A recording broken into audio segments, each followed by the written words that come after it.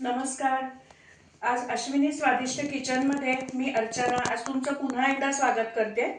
आज उन्हाळा स्पेशल एक रेसिपी मी तुम्हाला दाखवणार आहे जी अतिशय चटपटीत आहे, करायला सोपी आहे आणि अर्थातच सगळ्यांना 100% आवडेल अशी आहे. आज मी तुम्हाला दह्यातली सोलकढी कशी करतात हे मी तुम्हाला दाखवणार आहे. आपण पारंपरिक पद्धतीने सोलकढी करतो ती तुम्हाला मी आधी रेसिपी दाखवलेली आहे. त्याची लिंक मी तुम्हाला डिस्क्रिप्शनमध्ये पुन्हा देईनच. पण आज जी आपण सोलकढी करतोय त्याची रेसिपी आम्हाला आमच्या ओळखीतल्या एका केटरिंग करणाऱ्या काकूंनी दाखवली होती आणि ती मला एवढी आवडली की असं वाटलं की आपल्या मैत्रिणींबरोबर सुद्धा ही कृती आपण शेअर करावी. तर आधी आपण त्याचं साहित्य पाहूया आणि मग पुढे लगेचच कृती करूया. आता दह्याच्या सोलकढीसाठी लागणारं साहित्य आपण पाहूयात. त्यासाठी मेन जे आहे ते आहे हे आपलं दही. हे मी घरी केलेलं आहे, घरी लावलेलं आहे. साधारण अर्धा किलो दही आहे. कोकम आगळ बाजारात मिळतो, तो जर असेल तुमच्याकडे तर तो तुम्ही साधारण 2 ते 3 टेबलस्पून घेऊ शकता. पण जर तो आगळ नसेल तर आपल्या घरी कोकम असतात किंवा आमसुलं आपण म्हणतो, जे आपण आमटीत घालतो, ती 4-5 आमसुलं अर्धा वाटी गरम पाण्यामध्ये जर तुम्ही 2-3 तास भिजत घालून ठेवलीत तर त्याप्रमाणे त्याचा हा आपल्याला आगळ घेऊ शकतो आपण. तसा आगळ आपण करू शकतो. चवीप्रमाणे मीठ घेतलेलं आहे. 2 चिमूट जिरे पावडर आहे, ही पण घरी केलेली आहे. 1 टेबलस्पून पिठी साखर आहे. याच्यामध्ये एक छोटी मिरची, त्याचा अर्धा भाग म्हणजे अर्धी छोटी मिरची जी कमी तिखटाची आहे, हिरवी मिरची ती आहे. 2 पाकळ्या लसणाच्या आहेत आणि अगदी पाव इंच आलं हे आपण एकत्र कुटून घेतलेलं आहे. या साहित्यात आपली सोलकढी तयार होते. आता आपण हे दही मोठ्या पातेल्यात काढून घेऊयात आणि चांगलं घुसळून घेऊ, म्हणजे त्यातल्या गाठी सगळ्या मोडल्या जातील. आता आपण रवीने चांगलं दही घुसळून घेऊया, त्याच्या गाठी मोडून घेऊया. हे बघा, आपलं दही छान घोटून झालेलं आहे, ढवळून झालेलं आहे. फक्त त्यात तर खूप घट्ट आहे म्हणून मी त्यात साधारण या ग्लासने 2 ग्लास पाणी घालते आहे. आपली तयार सोलकढी साधारण 4 ते 5 लोकांना व्यवस्थित होईल एवढी तयार होते. हे बघा, 2 ग्लास मी पाणी घालते आहे. पाणी घातलेलं आहे. हे बघा, साधारण एवढं आपल्याला पातळ पाहिजे आपलं दह्याचं केलेलं ताक.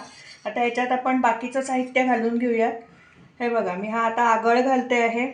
आगळामध्ये बाहेरच्या आगळात मीठ असतं, त्याप्रमाणे बेताने मीठ घाला. नंतर आपल्याला चवीप्रमाणे मीठ वाढवता येईल. मीठ घालते, जिरे पावडर,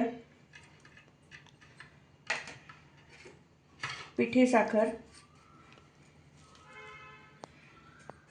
आता हा जो आपण ठेचा करून घेतला आहे ना, त्याच्यामध्ये मी थोडंसं पाणी घालते आहे, अगदी 1 चमचाभर. आणि त्यातला फक्त आपल्याला रस त्याच्यात घालायचा आहे. चोथा येऊ द्यायचा नाही आहे, कारण ते दाताखाली आलं तर ठसका लागायची शक्यता असते.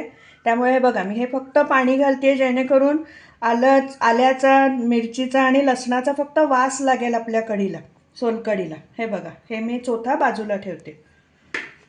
हे बघा, किती छान सोलकढी आपली तयार झाली आहे ना. करायला अगदी सोपी आणि चटपटीत, रुचकर, सगळ्यांना आवडेल अशी. आता त्याच्यामध्ये मी थोडीशी कोथिंबीर घालते आणि गार होण्यासाठी आईस क्यूब घालते, म्हणजे एकदम छान, एकदम गार बरं वाटेल प्यायला. पारंपरिक पद्धतीने सोलकढी करायची झाली तर दरवेळेलाच आपल्याकडे नारळाचं दूध काढलेलं असेल किंवा नारळाचं चव असेल असं नाही. मग त्यावेळेला आपण त्याला पर्यायी पदार्थ शोधतो. पण आत्ता आपण कसं आहे, ही जी सोलकढी केली आहे ना, ती आपल्याला केव्हाही करता येईल, कारण हे सगळं साहित्य आपल्या घरात अवेलेबल असतं. म्हणून आज खरं ही तुम्हाला कृती मी दाखवली. हे बघा, आपली तयार सोलकढी आपण ग्लासमध्ये ओतून घेतलेली आहे. त्याच्यामध्ये मी बर्फाचे खडे घालते आहे, क्यूब घालते आहे.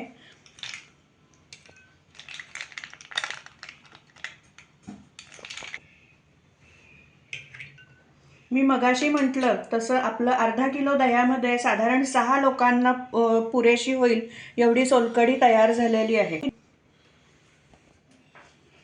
आपली सुंदर, चविष्ट अशी सोलकढी तयार झालेली आहे. उन्हाळ्यामध्ये प्रत्येकाला चहा कॉफी नको असते, मग अशा वेळेस आपण लिंबू सरबत कैरीचं पन्हं, कोकमचं सरबत हे पर्याय तर निवडतोच, पण त्यामध्ये अजून एक हा पर्याय आपण जास्त करू शकतो, ती म्हणजे दह्याची सोलकढी.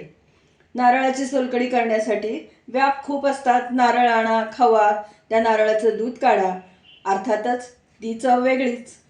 पण ही सोलकढीसुद्धा अतिशय सुंदर, रुचकर, चविष्ट अशीच आहे. शरीरातली उष्णता बाहेर काढण्यासाठी अशा या दह्याच्या सोलकढीचा खूप छान उपयोग होतो.